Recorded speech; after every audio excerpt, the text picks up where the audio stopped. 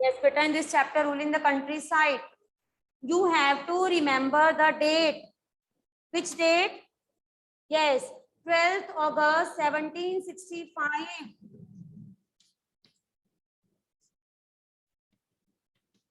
12th August 1765. What happened? Why this date is very important? Because Robert Clive accepted the Diwani from Mughal emperor. So what is the Diwani? Diwani का मतलब क्या है? Right to collect tax. Which states?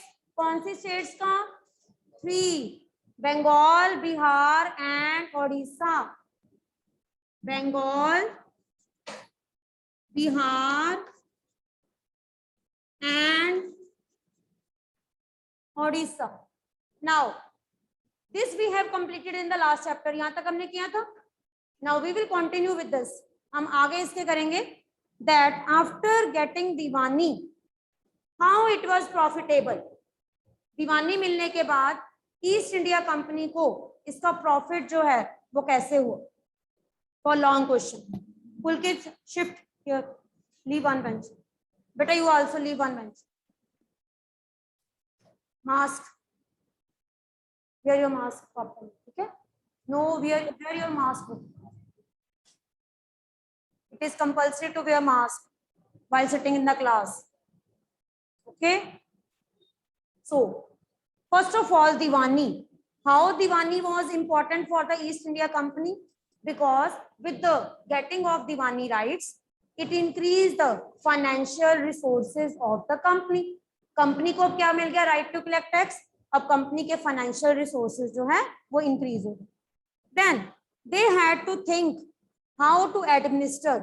अब उनको ये सोचना पड़ेगा कि कंट्री को कैसे एडमिनिस्टर किया जाए एंड कैसे नए लैंड रिसोर्सेज या नए नए लैंड टैक्स जो हैं वो लगाए जाए. और इसके लिए कंपनी ने क्या किया? सेटलमेंट्स. लैंड से रिलेटेड कुछ नए लॉज बनाए, कुछ सेटलमेंट्स जो हैं उनको इंट्रोड्यूस किया. वो हम इस चैप्टर में पढ़ेंगे. देन इससे कंपनी के जो रूटीन के खर्चे थे, ठीक है, they meet the expenses. Expenses का मतलब क्या होता है? जो उनके रोज के खर्चा होता था वो भी इससे फुलफिल होने लगे. एंड अब वो क्या करते थे? इंडिया में ही जो उनको रेवेन्यू कलेक्ट होता था यहीं से ही चीजों को खरीदते थे और यहीं से ही बेचते थे. तो अल्टीमेटली अब उनके पास फाइनेंशियल रिसोर्सेज जो थे वो इंक्रीज हो. So now after this we will able to understand how East India Company colonized. कैसे उन्होंने कॉलोनाइज किया. How they organise revenue. कैसे उन्होंने रेवेन्यू को ऑर्गेनाइज किया, इंक्रीज किया. And how they exploit people. कैसे उन्होंने लोगों को एक्सप्लॉइट किया. And they wanted those crops which were in demand in Europe. यानी कि अब ईस्ट इंडिया कंपनी को वो क्रॉप चाहिए थी जिनकी डिमांड कहाँ पे थी? Europe. So this chapter is all about this ruling authority. So that's why the chapter name is ruling the countryside. अब हमने पढ़ना है कि इन्होंने रूल कैसे किया. ठीक है. स्टार्टिंग में बच्चे जब इनको नई नई दीवानी मिली ना, तो उस टाइम पीरियड में इनका जो मोटिव था, their motive was only to trade. यानी कि वो सिर्फ ट्रेडिंग में इंटरेस्टेड थे. ठीक है. और अब हमने बताना है कौन कौन सी trading items. List down the name of the items. कौन कौन से आइटम्स? हाँ, indigo. Their main demand was cotton, silk. Their main demand was cotton, silk and indigo.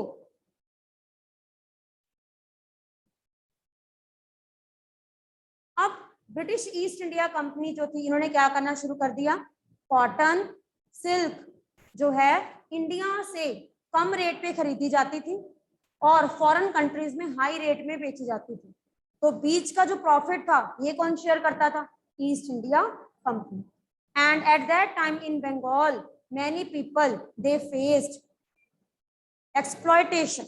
यानी कि अब उनको कम रेट पे, सपोज आप इमेजिन करो कि जब ईस्ट इंडिया कंपनी का रूल होगा तो कॉटन, यानी कि जो लोग कॉटन बनाते होंगे, जो कॉटन से कपड़ा बनाते होंगे, जो सिल्क तैयार करते होंगे, वो जब बाजार में अपना सामान बेचने के लिए आते होंगे तो ईस्ट इंडिया कंपनी को कंपेल करती होगी कि आपने मार्केट रेट से कम रेट पे हमें जो है वो बेचना है।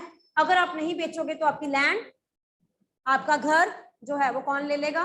कंपनी। तो आप खुद सोचो कि इस टाइम पीरियड में इनकी कंडीशन कितनी जो है वो पिटिएबल है। सेकेंड थिंग, ये तो वो करते ही थे, लेकिन साथ ही साथ peasants and farmers they had to pay number of taxes. एक तरफ तो उनको रेट कम दिया जा रहा है, सपोज एक फार्मर है, उस फार्मर को कॉटन जो है वो कम रेट पे उसको बेचनी पड़ी, ऊपर से जो उनको इनकम हुई ना, उस इनकम का भी कुछ परसेंट किसको देना पड़ेगा? British government. तो आप खुद सोचो कि फार्मर्स के पास क्या बचा होगा। तो ऐसे में उस टाइम पीरियड में condition of poor people, peasants, farmers, cultivators was not good. और ऊपर से फेमाइन कंडीशन कौन से ईयर में आई? नेचुरल डिजास्टर जैसे हम कहते हैं। फेमाइन क्या होता है? Shortage of food, shortage of rainfall. Shortage of rainfall के कारण क्या हुआ? क्रॉप्स नहीं होगी। क्रॉप्स नहीं होंगी तो अब क्या होगा? ऑटोमेटिकली जो फार्मर्स हैं उनको फूड नहीं मिला, ऊपर से इनको क्या पे करना पड़ रहा है? Tax. So that's why at that time, you know how many people were killed? More than 10 million people in Bengal.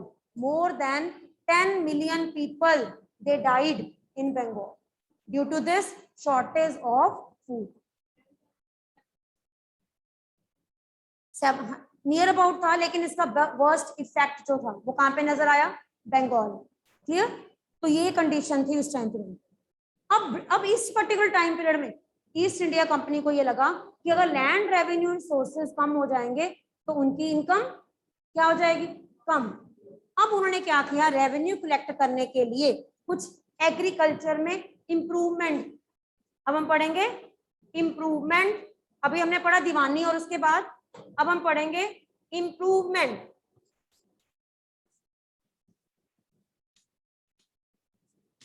In agriculture,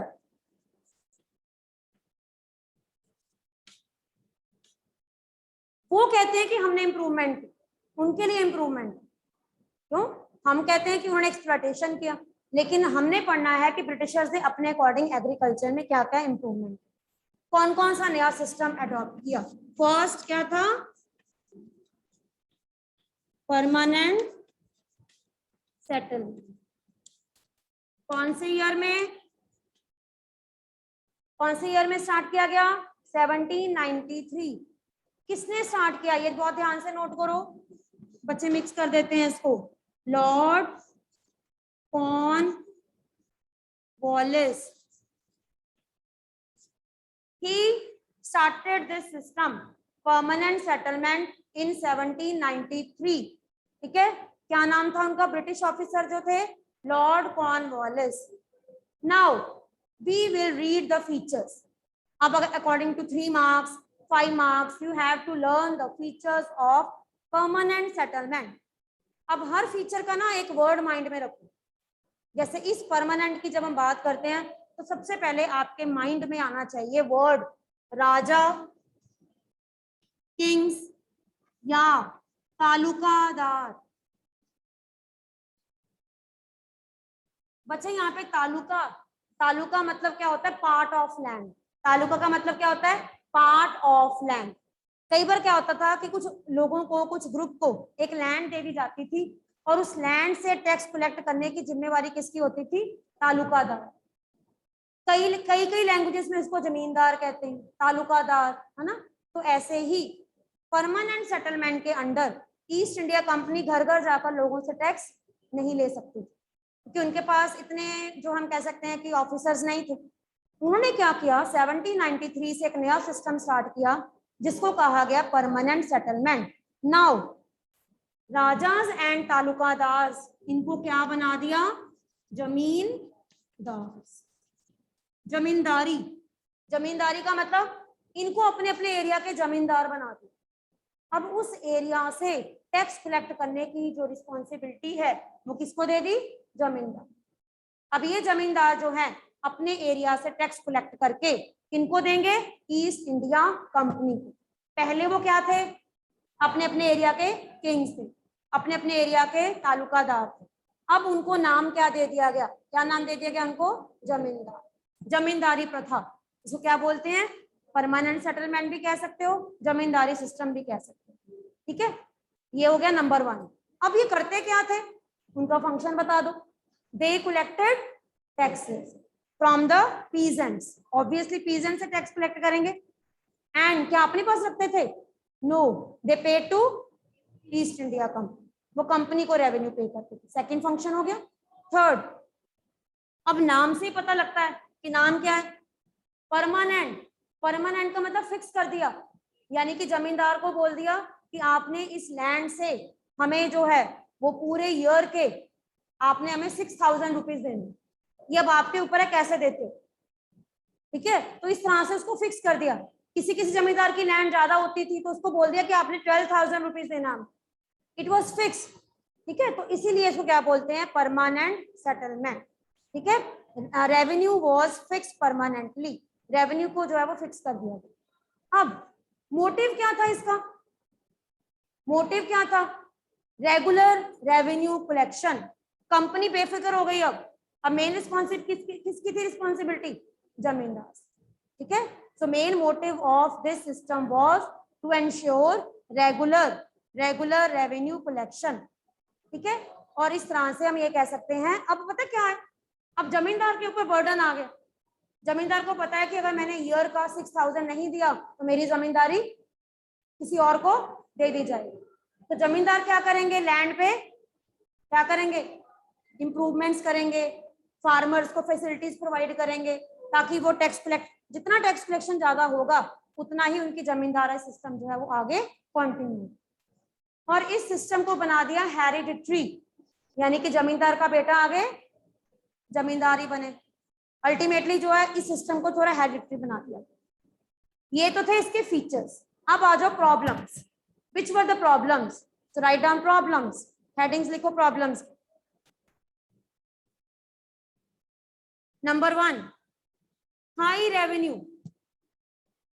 जमींदारों को शुरू में तो लगा कि ठीक है, लेकिन बाद में उनको लगा कि revenue was very high and zamindars were not able to पे।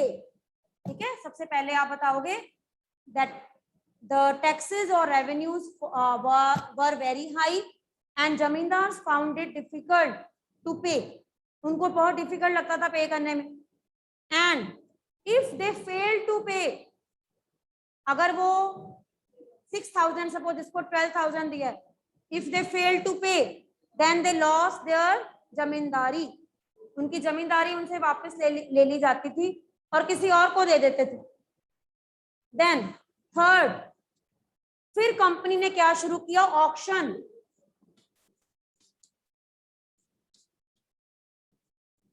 ऑक्शन का मतलब होता है बोली लगाना। बोली का मतलब क्या है कि उस पर्टिकुलर एरिया के सभी लोगों को बुलाया जाए, जो सबसे हाईएस्ट बिडिंग करेगा। बिडिंग का मतलब क्या है, सपोज एक पर्सन कहता है कि मैं जी 6,000 कलेक्ट करके दूंगा, एक कहेगा मैं 7,000 दूंगा, एक कहेगा मैं 8,000, एक कहेगा मैं 9,000।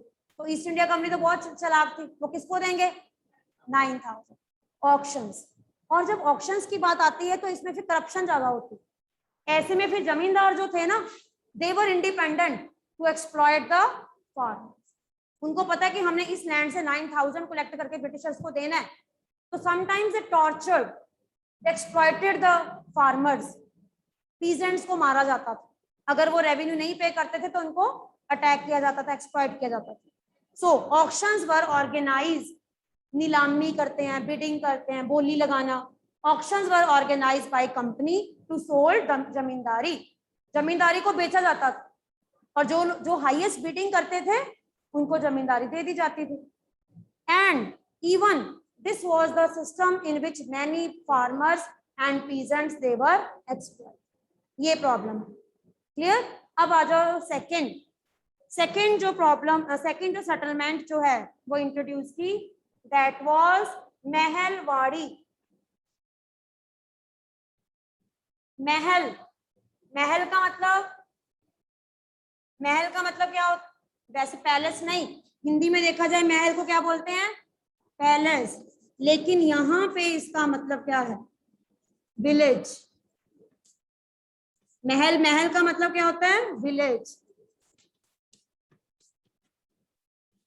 यानी कि इस सिस्टम में टैक्स कलेक्शन की जो रिस्पॉन्सिबिलिटी है वो जमींदार को नहीं, किसको दी गई? पूरे विलेज ग्रुप, यानी कि उस विलेज में जो ग्रुप रहते हैं उस विलेज का एक क्या बना दिया गया?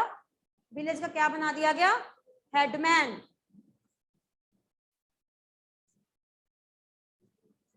सपोज सरपंच कह लो, है ना, विलेज का जो हेडमैन। अब इसको डिवाइस किसने इसको इंट्रोड्यूस किया? Holt Mackenzie. Write down the name.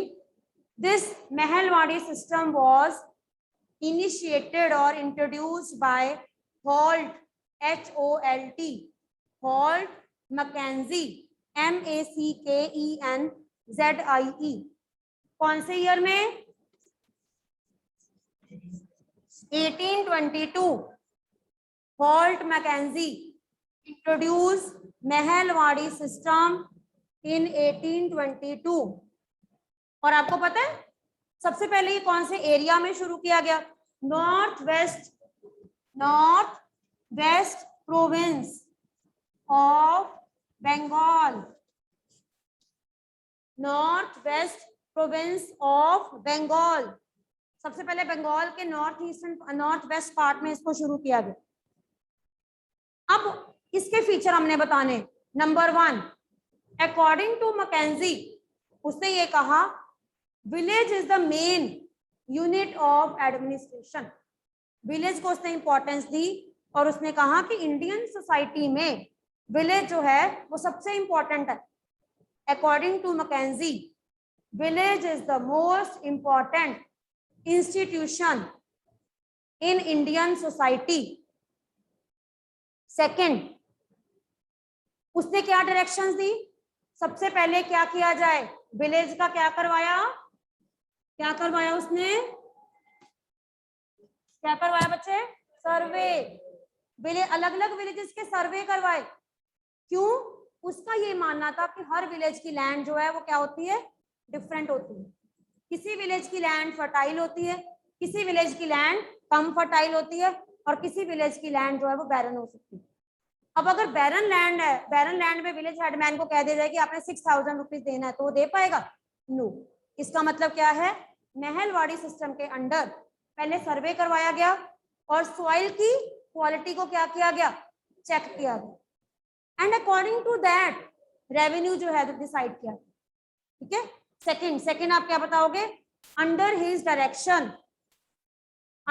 Direction surveys were conducted in the village areas. Under his direction surveys were conducted in the village areas. Third point में क्या बताओगे? सर्वे करने के लिए वो क्या करते थे? इंस्पेक्शन का मतलब क्या होता है? चेक करना। ठीक है। दे इंस्पेक्टेड लैंड। इंस्पेक्टेड का मतलब होता है चेक करना। दे इंस्पेक्टेड लैंड। इंस्पेक्टेड की जगह चेक भी लिख सकते हो।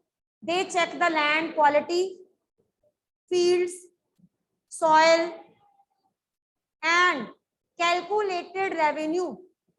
उसके बेस के ऊपर उन्होंने क्या किया? रेवेन्यू को कलेक्ट करना या फिक्स कर दिया। लेकिन how it was different from permanent का क्या था? परमानेंट था दिस वाज नॉट फिक्स। ये हर साल चेंज हो जाता था। ठीक है। याद रखो बच्चे, परमानेंट सेटलमेंट में रेवेन्यू को फिक्स कर दिया गया, लेकिन महलवाड़ी में सर्वे करवाने के बाद इसको क्या पीरियोडिकली क्या कर देते थे? चेंज। कभी कभी 6000 हो गया, कभी 5000 हो गया, कभी 4000 हो गया, कभी चेंज कर देना मतलब जिस साल बारिश होती थी उस साल बढ़ा दिया जाता था, जिस साल बारिश कम होती थी उस साल कम कर देते। तो ये एक तरह से रिलैक्सेशन देती। And what who was given the duty to collect the tax from that land? Village headman. Village headman was given charge to collect revenue to pay to the company. This was about Mahalwari system. Okay? अब आ जाओ third, Munro system. Third है Munro system. First permanent, second Mahalwari, third था Munro system.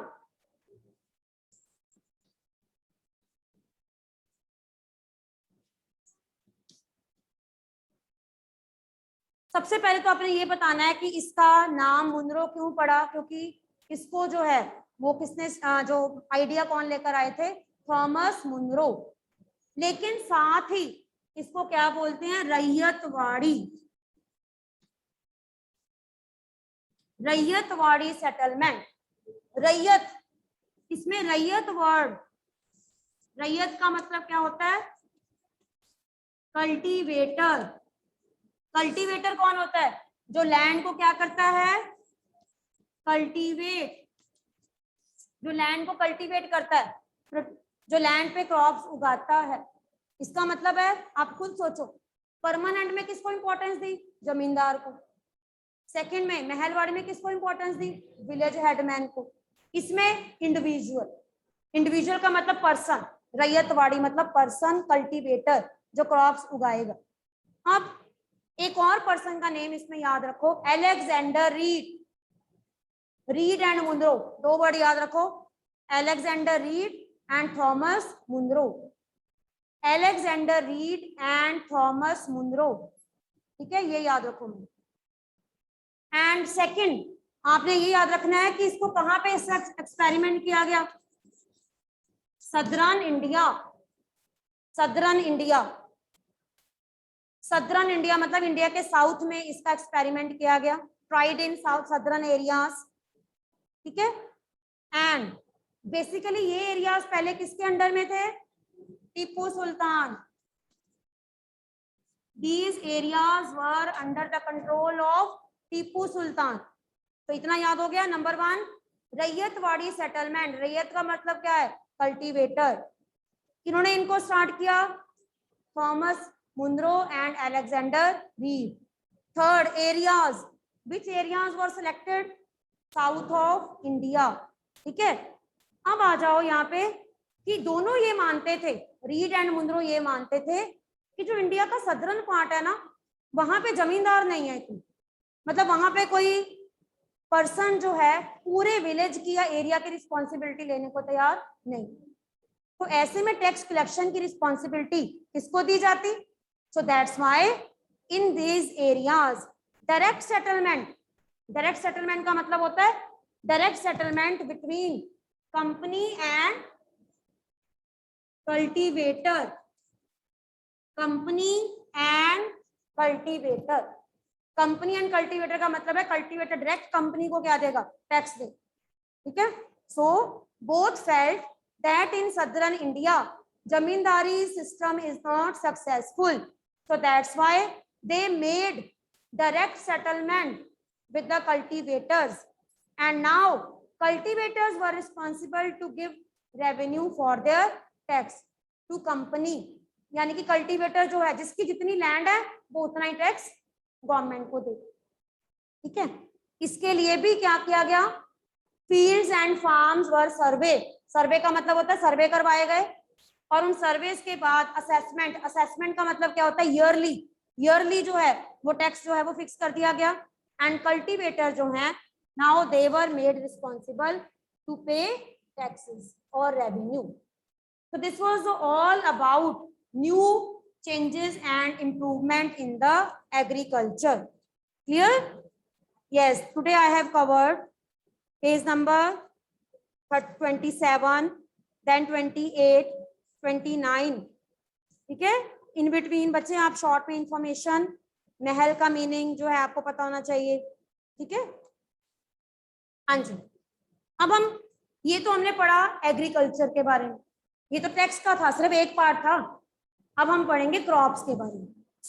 Crops जो है, मैंने आपको अभी बताया था कि ईस्ट इंडिया कंपनी का मेन मोटिव क्या था, ऐसी क्रॉप्स को प्रोड्यूस करना जिनकी डिमांड कहाँ पे होगी, यूरोप।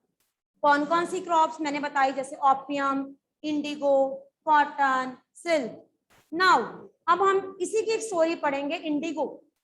हमने इस चैप्टर में एक इंडिगो की स्टोरी पढ़नी है कि कैसे इंडिगो फार्मर्स को कंपेल किया गया। They were not interested to cultivate indigo but they were compelled bye.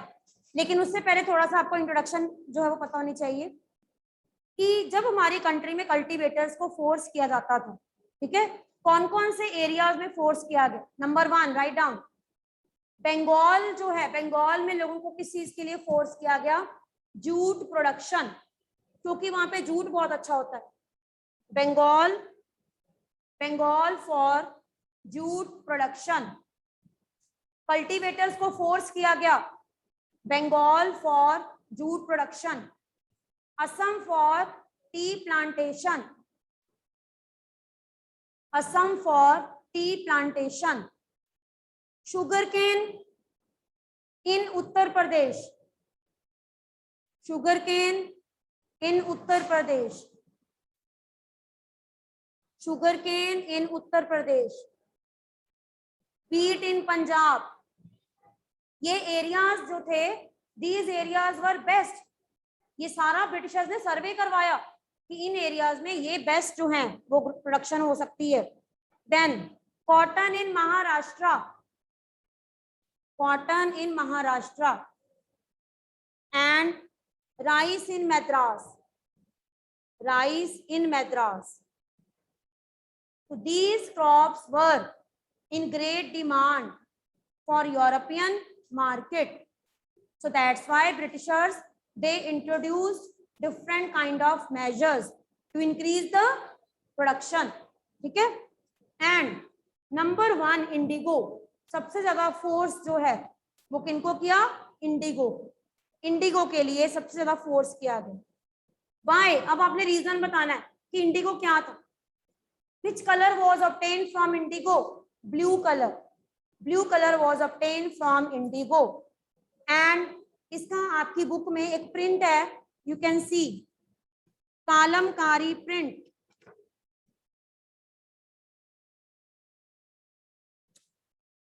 आपकी बुक में एक प्रिंट है बच्चे, कालमकारी. इसमें दोनों में कौन सा कलर है? Blue colour.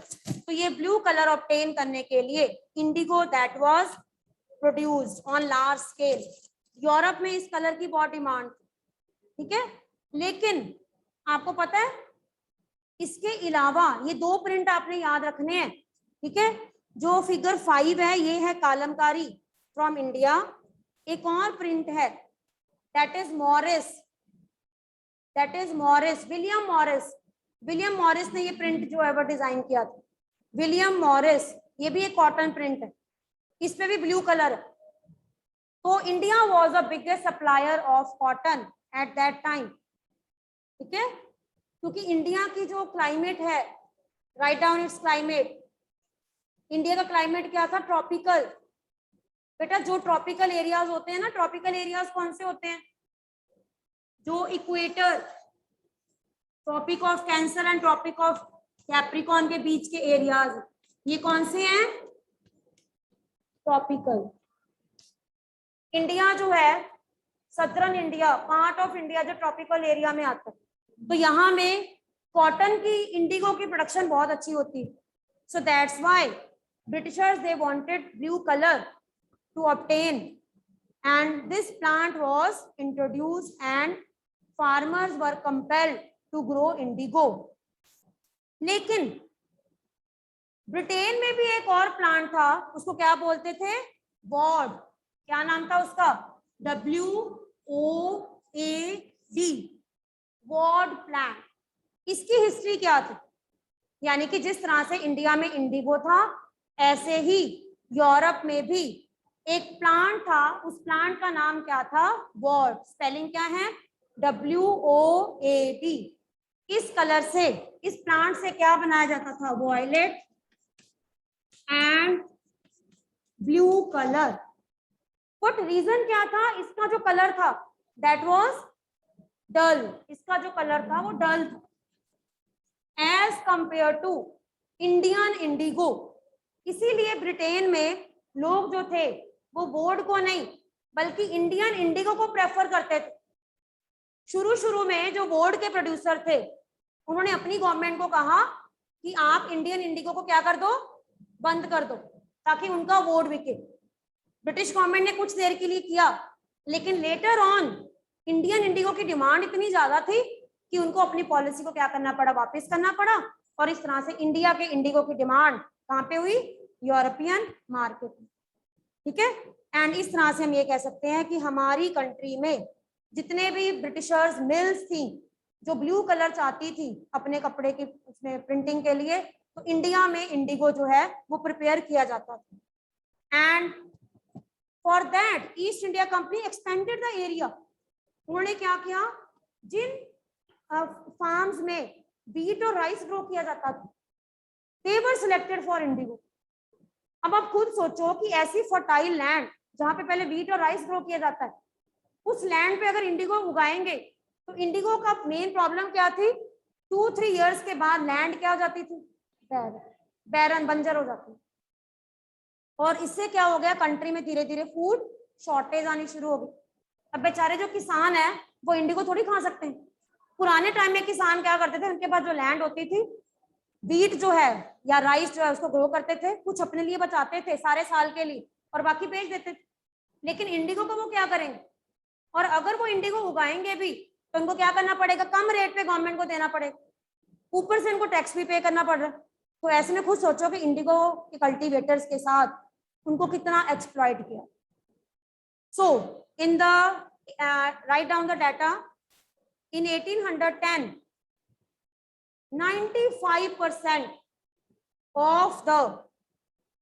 95% of the indigo was exported to Britain। हमारी कंट्री में 95% जो है इंडिगो पूरा ब्रिटेन को एक्सपोर्ट कर दिया जाता था। Clear? So rest I will discuss tomorrow, जिसमें हम पढ़ेंगे स्टोरी ऑफ इंडिगो। इसमें हमने ये पढ़ना है कि कल्टीवेटर्स के साथ क्या प्रॉब्लम्स आई और कैसे Indigo revolt, blue rebellion. Clear? हाँ जी, एनी डाउट?